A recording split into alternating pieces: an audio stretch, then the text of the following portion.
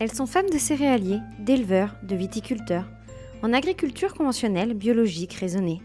Elles viennent de petites, moyennes ou grandes fermes implantées sur toute la France. Sont issues du monde agricole où le découvrent jour après jour. Entre les coups de main à la ferme, la vie amoureuse et familiale, conditionnée au rythme des cultures, de la météo et des animaux, elles-mêmes salariées ou agricultrices, mères, ces femmes sont les piliers de leurs conjoints agriculteurs. Je m'appelle Marion, j'ai plaisir à discuter avec ces femmes et partager, témoigner, diffuser leurs choix de vie personnels et professionnels, ainsi que leurs joies et difficultés liées au monde agricole. Alors, à votre avis, où ça mène quand on s'aime ? Pour cet épisode, j'ai la chance de discuter avec Sarah. Nous venons de nous découvrir toutes les deux. Peux-tu brièvement te présenter ? Alors bonjour, moi c'est Sarah, je vis en Bourgogne avec mon conjoint depuis 7 ans. On a une petite fille de 3 ans qui se prénomme Olivia. On est dans le berceau de la race charolaise, donc on est du côté de Charolles. Mon conjoint est exploitant agricole depuis 8 ans maintenant, en hors cadre familial. Donc il a repris une exploitation d'une centaine d'hectares avec une cinquantaine de vaches charolaises. Je ne travaille pas officiellement sur l'exploitation, j'aide beaucoup parce que j'adore ça. Moi je travaille à l'extérieur, je bosse pour un organisme de contrôle de performance en élevage allaitant. Je suis technicienne bovin-viande, spécialisée en race charolaise et limousine. Donc du coup en fait je suis toute la journée sur les exploitations, je fais de la pesée, du pointage d'animaux, je fais du suivi génétique, pas mal de conseils en alimentation, voilà, tout ce qui tourne autour de l'élevage allaitant. Ok, ça marche. Alors maintenant que le contexte est posé, on va parler un peu plus de toi et comprendre un peu comment est-ce que tu es arrivée dans cette passion autour de l'élevage et notamment du bovin. D'où viens-tu initialement et as-tu grandi dans un milieu agricole ? Je suis native de la région d'Occitanie, dans le Tarn, exactement. Je suis pas du tout fille d'agriculteur, pas du tout petite fille d'agriculteur. Moi, ma passion, elle est née par les voisins qu'on avait autour de la maison. On avait des agriculteurs qui avaient des vaches et je passais mon temps à aller voir ces vaches. Ça m'intriguait, tous ces animaux. Depuis l'âge de 4-5 ans, mon rêve, c'était d'épouser un paysan. Donc, on peut dire que le rêve est réalisé. Mes études, en fait, je les ai orientées dans l'élevage, en fait, dès le départ, et j'ai fait un bac STAV, donc scientifique agricole et du vivant. Ensuite, j'ai fait un BTS production animale parce que là, je voulais vraiment me spécialiser dans la partie animale, et j'ai terminé par une licence génétique et développement de l'élevage. Ok. Et alors, qu'est-ce que tes parents ont pensé de cette passion naissante et du fait que tu fasses tes études dans le milieu agricole ? Eh ben, ils étaient au départ étonnés. Et puis, comme ils ont vu que j'étais assez déterminée dans ce que je voulais faire, en fait, ils m'ont toujours accompagnée dans cette idée que j'avais. Et ça, c'est plus que super de savoir qu'on a ses parents derrière qui te soutiennent dans ton projet. Ok, ouais. Après donc tes études, est-ce que tu as eu des premières expériences professionnelles ? Est-ce que tu peux nous en parler un petit peu ? Oui, en fait, quand j'ai fait ma licence génétique, mon stage de fin d'études s'est déroulé à la station nationale de qualification des veaux limousins, donc à la station de l'Anneau. J'ai commencé ouvrière agricole en remplacement, quoi, chez eux. Et en fait, c'est ce qui m'a projetée dans le monde du travail en bovin allaitant, parce que voilà, j'ai rencontré les bonnes personnes au bon moment qui m'ont proposé un poste de travail en tant que technicien bovin viande. Donc j'ai commencé après dans la Creuse, où j'ai fait ce travail-là pendant 2 ans. Et après, de fil en aiguille, je suis partie sur la Saône-et-Loire, où je suis actuellement en tant que conseillère bovin viande en chambre d'agriculture. Et puis je suis revenue depuis 4 ans maintenant à l'organisme de contrôle de performance. Voilà. Ok, ça marche. Est-ce que tu peux facilement trouver du travail dans ton secteur d'activité près de la ferme de ton conjoint ? La chance qu'on a, en fait, c'est par rapport à la zone où c'est qu'on est installé, c'est qu'on est en plein cœur de l'élevage allaitant. Donc, il y a beaucoup de filières para-agricoles autour. Et du coup, quand tu es déterminé à vouloir travailler là-dedans, il y a du travail, quoi. Tu trouves facilement, ouais, je comprends, ça marche. Est-ce que tu envisages un jour de t'installer avec ton conjoint sur l'exploitation ? Alors oui, c'est un projet qu'on fait mûrir, qui est, on va dire, en gestation encore. Aujourd'hui, en fait, l'exploitation, elle permettrait pas du travail, il y en aurait pour 2, voire même plus, mais financièrement, on va dire elle pourrait pas m'accueillir. Donc voilà, c'est quelque chose qu'on a à cœur de faire. Après, voilà, il faut prendre son temps parce que c'est le projet d'une vie et on veut pas brûler les étapes et on veut s'assurer de pouvoir vivre de notre travail et puis faire vivre notre fille actuellement et puis s'il y a d'autres enfants plus tard, quoi. Ok, je comprends. Donc c'est en cours de maturation et on verra quand ce sera le moment opportun. Exactement. Ça marche. Alors maintenant que nous te connaissons un peu mieux, nous allons discuter ensemble de ta vie de couple et de famille. Comment et quand as-tu connu ton conjoint ? Alors, on s'est rencontrés il y a un peu plus de 7 ans maintenant. Alors c'est rigolo parce que moi je venais d'arriver en fait sur la région de Saône-et-Loire. C'était mon premier mois de travail au sein de la chambre d'agriculture et en fait lui il était en cours d'installation. C'était on va dire mon premier dossier d'installation en fait. C'est rigolo, ça n'a pas été le coup de foudre du départ. Ce qui est rigolo, c'est qu'on a appris à se connaître et puis voilà, de fil en aiguille, on s'est trouvé énormément de points communs et puis depuis, on est ensemble et ça va faire 8 ans en fin d'année. On a eu une petite fille de 3 ans. C'est une rencontre atypique, moi je trouve. Enfin, Ouais, je comprends bien. Non, c'est marrant. Du coup, donc tu parlais du rêve d'une vie de se mettre avec un agriculteur. Est-ce que tu avais quand même du coup plus d'excitation, mais est-ce que tu avais quelques craintes liées à ce métier et à faire ta vie avec un éleveur? pas du tout en fait. J'ai jamais, à aucun moment en fait de la vie que je mène, pour moi il y a aucune contrainte à être avec un paysan. J'ai l'impression d'avoir toujours, que c'était écrit, d'avoir toujours été là-dedans. Enfin, j'ai l'impression voilà d'avoir comme si j'avais vécu toute une vie là-dedans avant de le rencontrer. C'était tout naturel et j'ai aucune contrainte à être à vivre avec un éleveur quoi. Même 7 ans après, d'être dans le concret, on va dire, non, j'ai pas de crainte ou pas de contrainte parce que on partage énormément ce qu'on fait. Et le fait de partager nos passions communes, ça aide à pallier des fois des moments durs parce que du coup, quand il y a des fois ça va pas sur l'exploitation, ben il peut communiquer, il peut échanger avec moi. Il sait que derrière moi je comprends en fait son état d'âme et du coup, ben ça permet de mieux passer les caps quoi. Et ça, je trouve que c'est énorme en tant que conjointe, même si ce serait une conjointe qui travaillerait pas dans le milieu agricole ou le fait de communiquer, de partager les soucis qu'on peut avoir, ben déjà ça aide à passer le cap. Ouais, bien sûr, et puis vous vous comprenez plus facilement. Exactement, oui. Ça marche. Est-ce que vous habitez sur l'exploitation? Oui. Est-ce que c'était un choix? Est-ce que c'était une obligation? Bah oui, ça a été un choix parce que quand il a acheté l'exploitation, en fait, il y avait déjà la maison qui était dessus. Et je pense que même s'il n'y aurait pas eu la maison existante sur la ferme, on aurait construit sur la ferme. Ok. Est-ce que ça facilite votre vie de famille, votre vie de couple? Est-ce que toi, tu te voyais de toute façon habiter sur une exploitation en te mettant en couple avec un éleveur? Ah oui, complètement oui. Et puis oui, ça facilite énormément le travail à la maison ou le travail à la ferme. Je le vois encore plus quand on a un enfant en bas âge. Ça permet voilà, quand elle fait la sieste ou quand elle dort, on a la caméra dans sa chambre et des fois qu'on a besoin d'aller dehors parce qu'il y a un village ou quoi, on est à 50 mètres de la maison, on sait que ça va bien parce que voilà, on est à côté et qu'il y a la caméra qui permet de faire la surveillance. Toi, donc, tu venais d'Occitanie. Est-ce que tu vivais déjà à la campagne? Est-ce que tu souhaitais de toute façon vivre à la campagne et pour quelles raisons? Alors oui, par contre, je suis pas une fille ou petite fille de paysan. Ma maison natale, elle est en plein milieu des champs pour le coup, avec en premier voisin, c'était un éleveur de vaches allaitantes. Ouais, on avait donc oui, je me voyais pas vivre ailleurs qu'à la campagne et encore moins, encore moins loin des animaux. Et qu'est-ce que t'aimes dans cette vie-là à la campagne? Qu'est-ce qui te plaît? L'espace, la liberté, la tranquillité. On va dire que c'est les trois choses qui font que ça me plaît d'être à la campagne. Ouais. Et ça se comprend bien.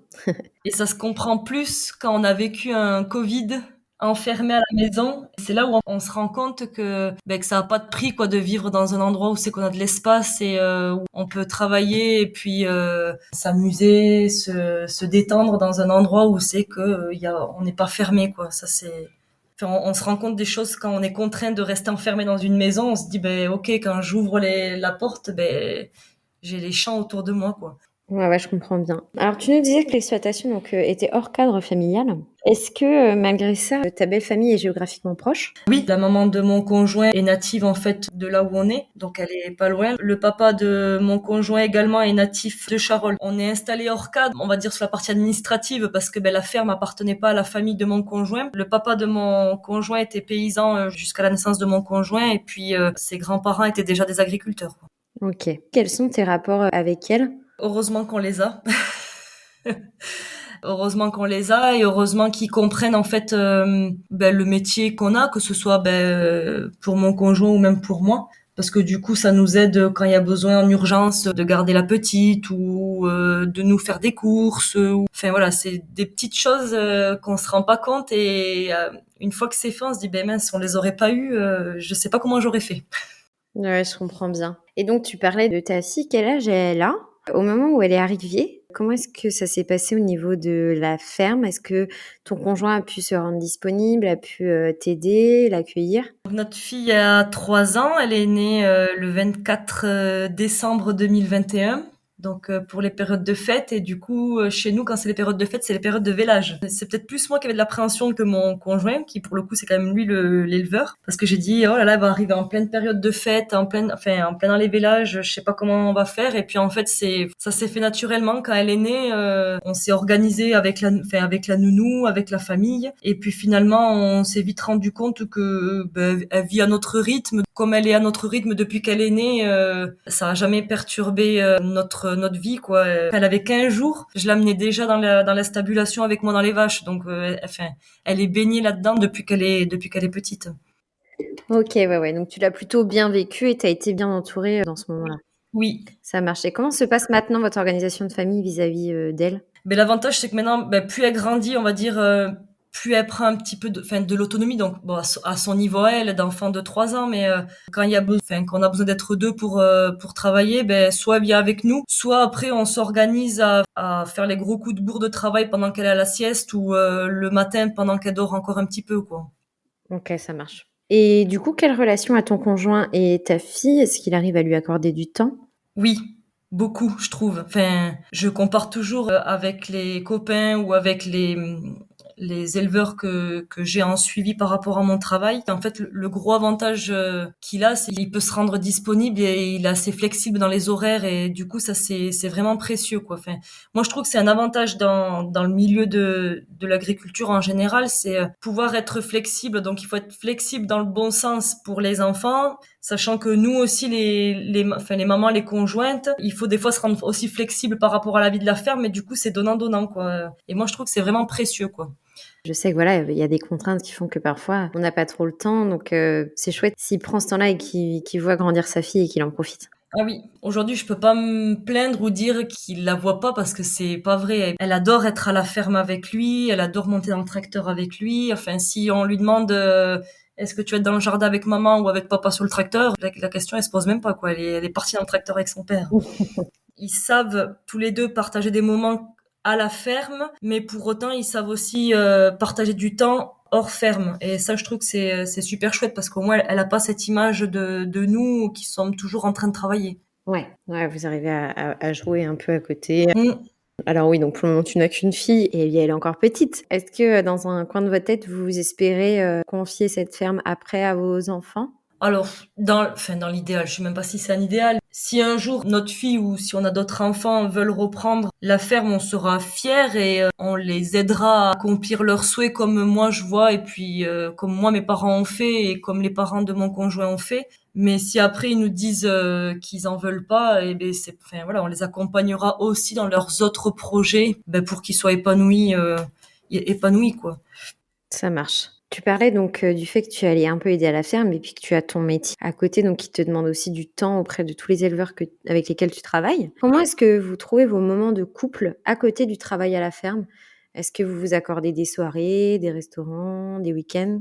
Oui, on s'en accorde même plus, on va dire, depuis qu'on a une autre fille. C'est-à-dire que des fois, on la laisse chez ses grands-parents et puis on s'accorde un restaurant ou une sortie au cinéma ou même des fois un dimanche tranquille. Ça nous permet vraiment de nous poser et puis de nous retrouver en tant que couple, quoi. On est tout le temps, on est souvent ensemble, mais pour autant, on se voit souvent dans le cadre du travail. De temps en temps, ça fait du bien un petit peu de couper et de se retrouver dans un cadre hors travail, quoi. Donc oui, on fait des sorties, on part en vacances, on part en week-end, voilà, ça permet de se retrouver. Trop bien. Est-ce que ça t'arrive parfois de partir sans lui ou uniquement avec ta fille parce que, on est dans une période agricole, compliquée ou pas spécialement? Oui, ça m'est déjà arrivé, l'année dernière. À la même période, on va dire, la campagne de naissance, d'Evo se passait pas super bien et du coup, il avait pas la tête à vouloir partir parce que voilà, il savait que dans tous les cas, même s'il partait, il aurait pas la tête aux vacances, on va dire. Donc je suis partie avec ma fille, en week-end quoi, à la neige. D'un côté, sur le moment, sur le moment, pas que je suis vexée, mais je me dis mince, c'est dommage, on pourrait passer du temps ensemble. Et puis après, je me dis, avec du recul, je me dis tout le temps, c'est pas contre nous et peut-être même lui, il aurait préféré être avec nous quoi. Mais ça nous est déjà arrivé de partir. Et puis moi, par contre, j'aime bien prendre du temps aussi pour moi toute seule. J'ai besoin aussi de me retrouver moi vraiment toute seule parce que je fais pas mal d'activités physiques à côté. Et voilà, ça permet de se retrouver, de prendre du temps pour soi et puis de revenir toujours plus en forme. Ouais, puis c'est aussi important, voilà, de ne pas s'oublier aussi, dans tout ça. Oui. Tout à l'heure, tu parlais donc de te comparer à des amis éleveurs. Est-ce que vous avez des amis ou de la famille autour de vous? Est-ce que tu te sens, parfois isolée ou plutôt bien entourée? Comment est-ce que tu nous décrirais votre vie, sociale à côté de la ferme? On va dire vie sociale très active. On a une bonne bande de copains, pour le coup, qui sont tous du milieu agricole, avec qui on s'entend super bien et avec lesquels mon conjoint travaille beaucoup en aide, en entraide sur quand il y a des grosses tâches qui sont à la ferme pour les foins, pour les ensilages, et ça permet de faire, enfin voilà, on fait du lien et ça permet voilà d'avoir aussi du temps à passer avec les amis. OK, et le fait que ce soit donc tous des éleveurs, est-ce que toi ça te plaît? Parce que, du coup, on te sent, passionnée, de vaches notamment. Est-ce que tu aimes bien ça, partager avec eux, discuter? Ou est-ce que de temps en temps tu aimerais aussi, parler d'autres choses? Ou est-ce que vous arrivez d'ailleurs notamment à le faire, de parler un peu d'autre chose que de la ferme? On sait que voilà, parfois il y a des dîners où les sujets sont un peu redondants, comment est-ce que toi tu le vis ça? Il y a un peu des deux. Alors, il y a autant de moments où c'est que j'adore échanger en fait sur notre vie autour de la ferme, et pour autant, on a aussi des amis qui sont pas du tout du milieu. Du coup, ça nous permet de nous repositionner un petit peu et dire oh, il y a pas que la ferme dans la vie, il y a pas que les vaches dans la vie. Voilà, ça nous permet aussi de parler d'autres choses, notamment de nos passions d'à côté, de des enfants. Enfin voilà, et c'est bien aussi d'avoir un petit peu des deux quoi, parce que sinon trop ça tue.